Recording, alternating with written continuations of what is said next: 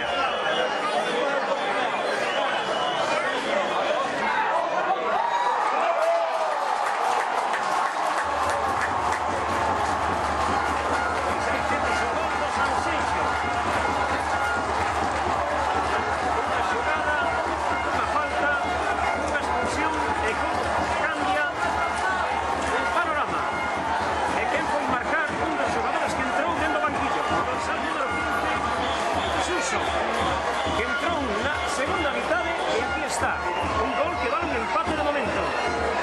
Para Sanxenxo non lle sirve nada. Só lle sirve a victoria. O Portonovo tróncalle ahora mesmo o ascenso a terceira división. Está